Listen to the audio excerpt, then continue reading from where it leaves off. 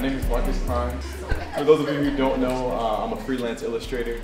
A lot of my work you've probably seen online and Tumblr and Facebook and just random places all over. I'm here to talk to you guys about how I got started and how I use social media to help me stay independent and make a living off my art. I got on Tumblr more heavily, and at the same time, even on Tumblr, people were reblogging my work, and I had no idea who was the spark behind any of this stuff.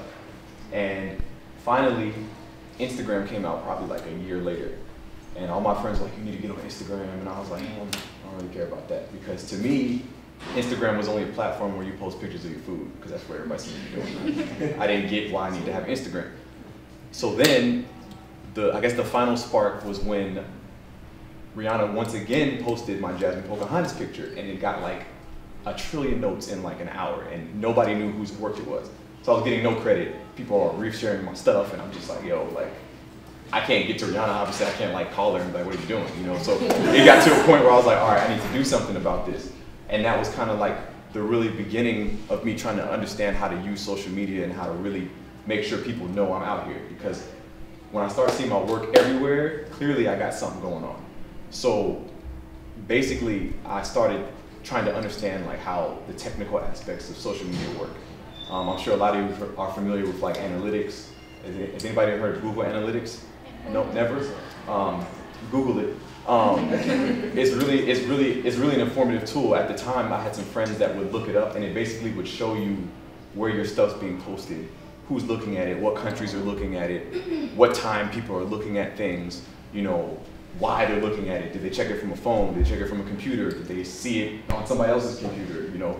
So, and Instagram also, this before it was the way it was now, remember this is like 50 updates ago. Yeah. So we didn't have like, you can see views on your video, you could see who was clicking it right then, who was looking, oh, your boyfriend's checking her page. Like it wasn't that elaborate yet. So all you had to go off of was when you posted, you had to see what time you posted something, and just kind of figure out, this is the highest traffic I'm getting right now. So at the same time, I was also developing my style, because I was just drawing very random stuff, you know.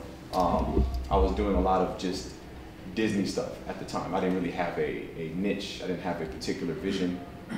And that's what was the real thing that started making my work become really relevant, is when I had a vision and I started focusing on, this is what I want my message to be. So once I had a message, then my art really started spreading more. And clearly, those of you who know my work, it was focused on putting Black people, specifically Black women, more at the forefront in animation and comics and things of that nature, because there's nothing.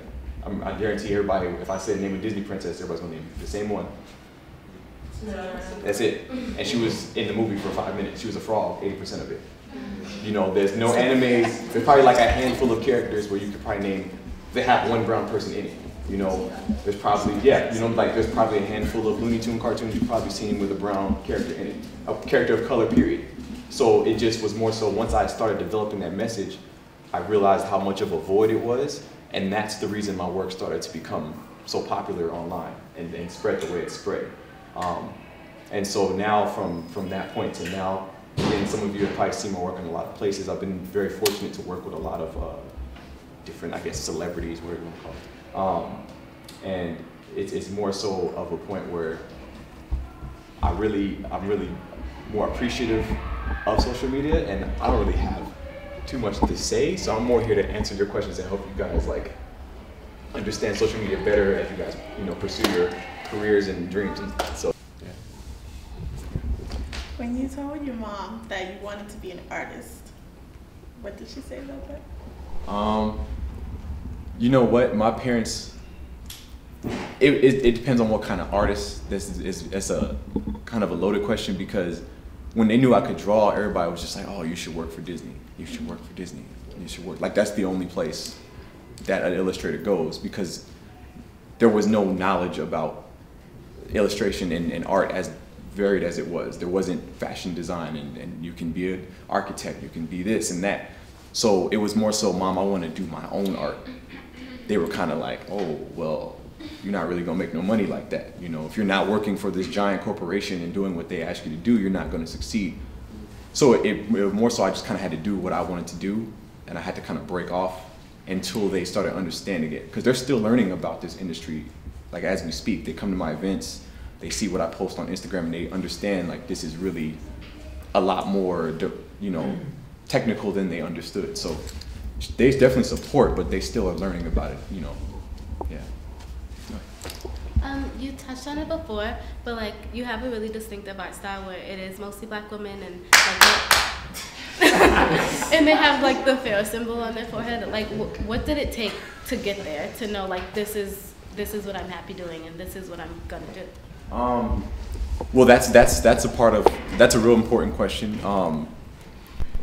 Learning what my message was more of a journey. Like I don't. Everybody in here has a goal. You know, you probably know you want to be a designer or a photographer, but learning your message is more so off of your life experience. I'm sure you know, a lot of your favorite rappers or singers, each of them had a moment, a turning point that made them specifically focus on that one thing. You know, like, you know, it really, like Kendrick Lamar, clearly what he talks about came from his life experience, his childhood, from what he struggled with. So mine was more so, that was my issue that I had with the industry. It was a consistent, like, every time I saw a cartoon, I was looking for somebody of color in it. Every time I, you know, read a comic book, I was hoping there'd be like one black superhero or one superhero of color. So it just made it easy for me because it was inspired, you know. So it's more so like, don't look for it, just kind of keep creating, and it's gonna come to you. You know what I'm saying? If that makes sense. Yeah. Yeah. All right. So my question is, like, say for example, like if there wasn't such a huge like social media boom, like how do you think, like what other mediums would you use, I guess, to like transmit your work? Like what is a good question? That's ironic you asked that, because I'm 30, and actually when I lived in Florida, when I first started pursuing my art, again, there was no social media at the time, and it was, what social media has done for art is it's given all of us an opportunity, a free platform to get exposure much quicker. Because back then you had to go to the galleries and knock on the door and beg them to even acknowledge you. You know, that was a time where you're like, yo, I'll sweep the floor, like I'll do whatever. Seriously, like you really had to, because I don't know if anybody's familiar with how like the tattoo industry is the same way. If you want to get a shot, there's very much like initiation where they're like, well, you know, you gotta, you know, clean my kitchen for 5 months and the dumb stuff. That's how they would treat you as an artist. Unless you knew somebody, you weren't gonna get that shot. So it's really hard to say what I would have done without social media. That's how much of an impact is made. I don't even know if I would even be known if it wasn't for social media. So that's a real tough question to answer. Yeah. Where did the message, like, what is the message behind BRUH, like the acronym? Like, She's asking, I recently released a book entitled BRUH, Black Renditions of Universal Heroes. And it's exactly what, it basically is the ultimate sum of the message I was talking about. I took a lot of my favorite superheroes from different cartoons, Steven Universe, Adventure Time, Dragon Ball Z, Naruto, you know, DC and Marvel Comics, and I just drew them as black women. And it wasn't even to create the characters, but more so put the idea out there, like, this would have been cool. Imagine how the world would have been differently if there would have been more color in these cartoons.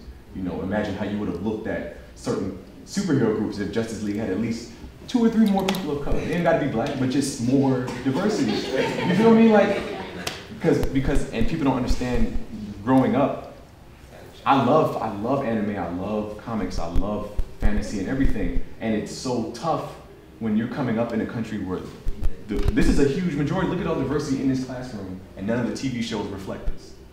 Like, this is sad. There's only one classroom in America, and you can't find me one show that has this much diversity. Not one. Not one movie set, not nothing. And that's why I made the book, to kind of show, like, hey, look how much of a difference this makes just by putting some diversity in this. So that was more really the specific purpose, just to show the diversity. Do you have any certain artists that you look up to or that you admire their work? Oh, it's a lot. And again, that's another thing that social media is important, because you get to see so much. Like, we never would have seen this much art that quick. I never would have known that there's this type of stuff going on. A lot of my good friends, actually, my friend Meek right here is a really talented photographer, videographer, and we've actually known each other for about 5 years. and we've kind of grown at the same time. He was the first person when I first came to New York to actually document me and like my progress during like that Tumblr era and stuff like that. There's who would I say, man? There's so many. You're probably not familiar with Mike Giant, but Rebel 8 is a brand that's in like on the West Coast, and he does a lot of like black and white, really cool technical stuff. Cause, Banksy, and I have a lot of old school, probably like Norman Rockwell is one of my favorite artists of all time. She's just enthusiastic. No, he's one of my favorite. You know, I like Picasso when he did a lot of his like simple linear stuff. There's so many artists, and on Instagram it's a long list. Anybody familiar with Street Etiquette? Yeah, they're good friends. I really admire their stuff, what they do. They came to the school, right? Oh, of course. Yeah, they're really good friends. There's just, it's really just Instagram in general. Like, it's hard for me to pick a favorite now because you go on to your Explore page today and you're like, oh, like you find somebody else that's amazing. So, yeah, that's a long list. Do you have pieces that you like art pieces that you absolutely like and absolutely hate? Oh, that's a good question. I love and hate pieces every day. There's pieces y'all see that I post that I absolutely despise the picture, but I post it anyway. Like, that's another part of the journey, is I used to be very critical of my own work, and I used to throw away a lot of drawings, you know, and now it's kind of like I do it for me, but I do it for everybody else, because it's like my mistakes aren't necessarily mistakes.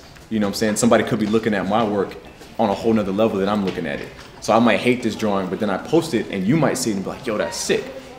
But because you know what I'm saying? So it's like, I have a love-hate relationship with like all my work. I can always pick something off of my drawing that I hate. No matter how good it is, I can always be like, I could have done this better. Or I don't really like this arm right here. I don't like this piece. So now it's at a point where I probably have maybe a handful of pieces that I love and I feel like there's no flaw on them. That's very rare. But almost every piece I post, I'm like, And because I draw every single day. I've drawn every single day for like 6 years, no matter what, even if it's just like a quick sketch on a Post-it note, just because I'm not comfortable. I never want to get to a point where I'm like, I'm the man, I'm good. Because that's the moment somebody can just come right behind you and, you know, especially in the social media era, like look how many people were just in this class. Imagine if I was like, I'm the man, and there's all this talent in this room, and one of y'all come right behind me. You know what I'm saying? Like, we should be, you feel me? Like, I don't want to get comfortable because there's a lot of talent. You don't want to ever feel like you're the only person that's relevant out here. So, yeah, you should always kind of have that.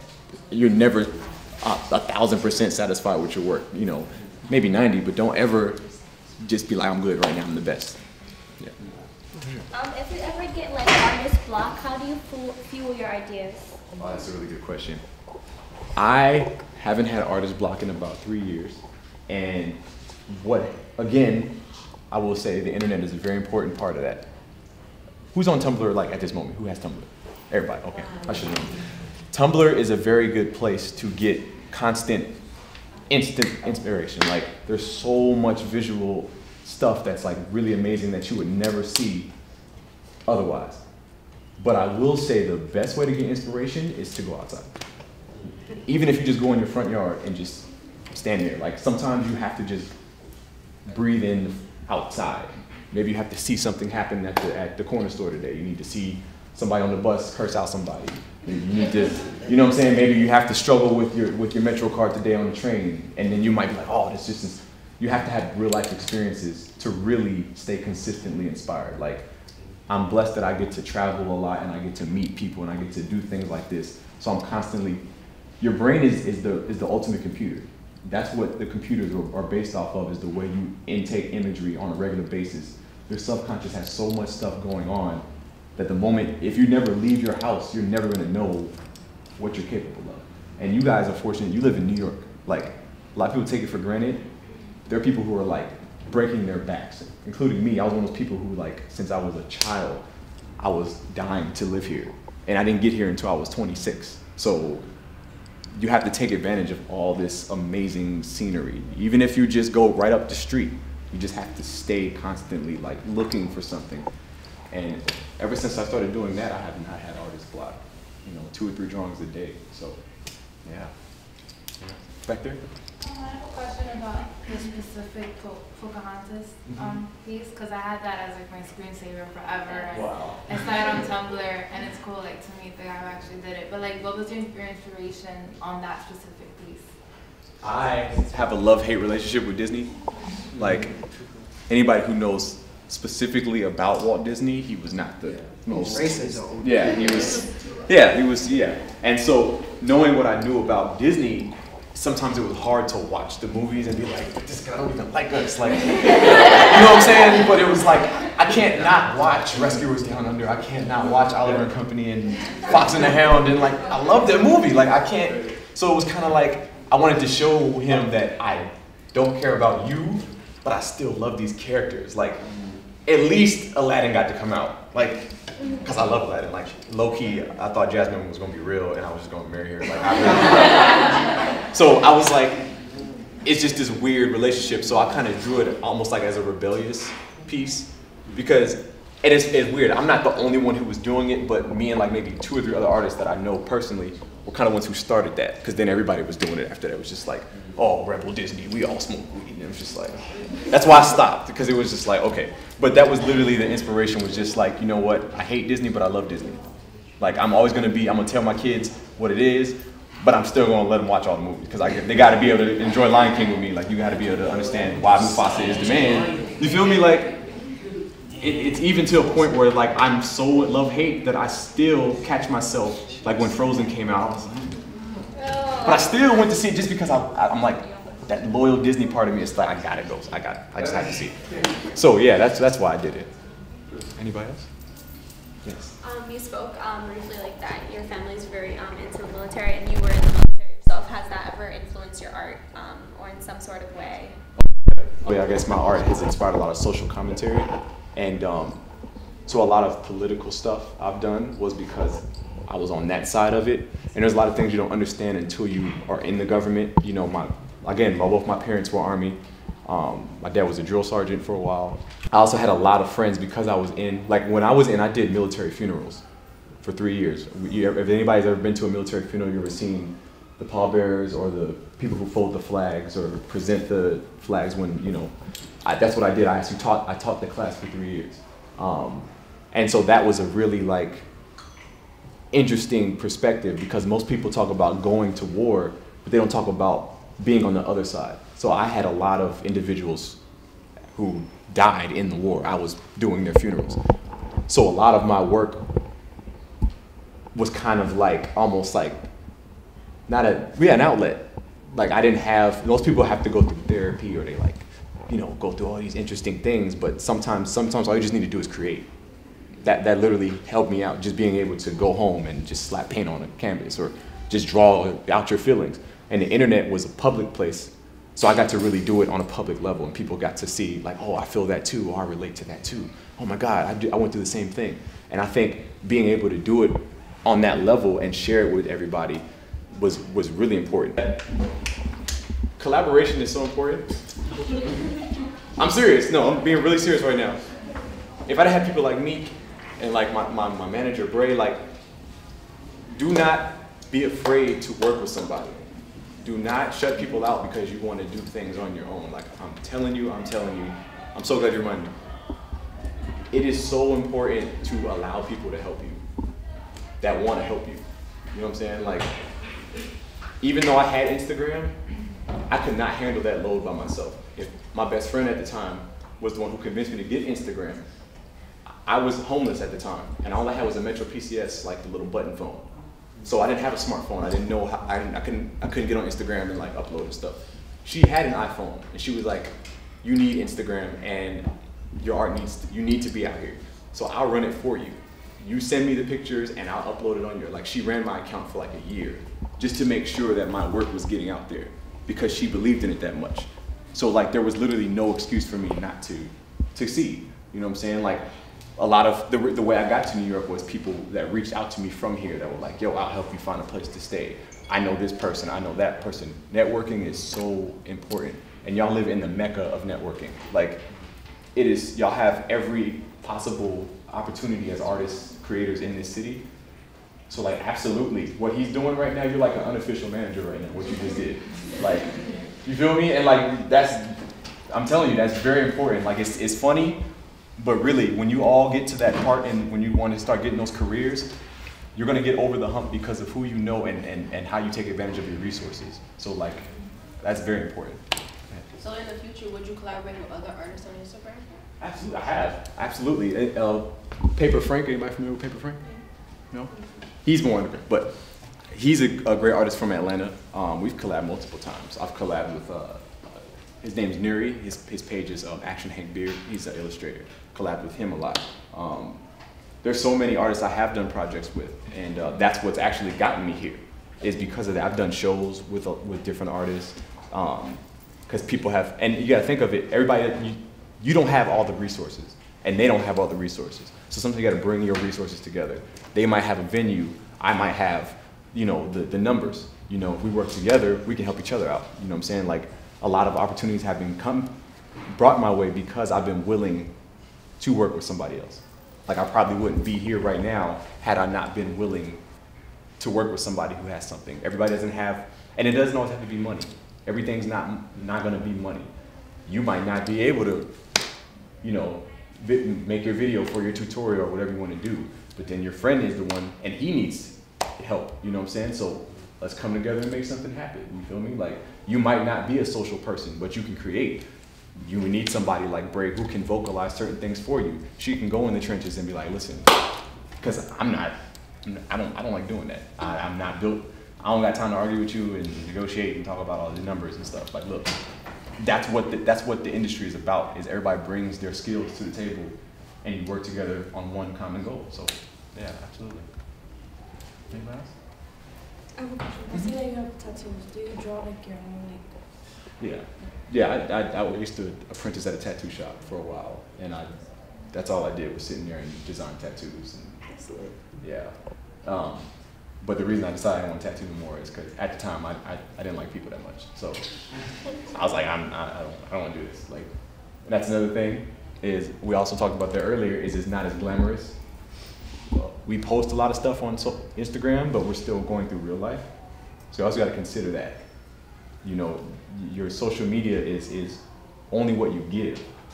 You might have just lost a family member. You might have just, you know, your bank account might be negative $300. No one knows what's actually going on in your immediate life. So it's very much, your social media is your business. It's your Brand. Exactly, it's your brand. So I'm glad you brought that up too. I missed that. Your social media is, if you were a Target, when you make a commercial, everything you make needs to reflect what you want me to see of Target. Because I work there, and I can tell you the real, but I'm not Target marketing, so it doesn't matter. You feel me? So you have to treat your, even you can start right now. Anybody who's already trying to be a designer or artist or whatever, you can start treating your page like that at this moment. Everything you post right now could be your brand. The way your aesthetic, the way you present it. You could look at a lot of, there's a photographer, Asiami Gold. Her page is a great example of how to like present a very seamless page. Bray works in the marketing industry, and she can tell you all about how people, a lot of corporations now are looking at social media pages. They're not even going to these celebrities anymore. They're going right to Instagram and they're looking at you guys. Like literally, they're coming to high schoolers, they're coming to kids and looking for who's the next, who's got what we need, because they know that you guys control the market. You guys are the influencers. Everything that happens now is because of you guys. Whatever Rihanna's doing, her team is looking at what you guys are saying on Twitter. They're not looking at anybody else. So you can treat yourself that way. You guys are very important. So yeah, it's your brand, absolutely. What if Disney asks you to make a cartoon and you have to do that? All white people and one black person. What'd you do? They ain't gonna have no cartoon. I like that. There's just, again, you have social media, you have tools that you never didn't have. So you don't have to feel pressured by the industry anymore. Like, if you're doing music and Diddy come up to you right now with his little dance and he's like, yo, you feel me? You can say no. Yeah. You can say no. Because you have the power to control your own destiny now. Like, you don't have to wait for somebody to sign you. You can make your own money. Like, we are literally in a position where they're coming to us off the strength of social media. I'm not no major corporation. I'm catching the train like everybody else. I'm doing everything everybody else is doing. But it's my brand, again, my brand, because they see what I'm presenting and they see the influence I have on my own. So if Diddy came to me, I can tell him, you know what? I want this deal and I want that. And he's gonna have to respect it because I already proven myself. He's not like, oh, I can make you a star. I'm already a star. I don't need you to. You feel me? So you have to. Yeah, you have to treat it like that. So you have your own capabilities now. Yeah, absolutely.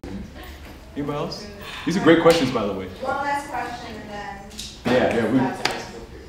Who is that?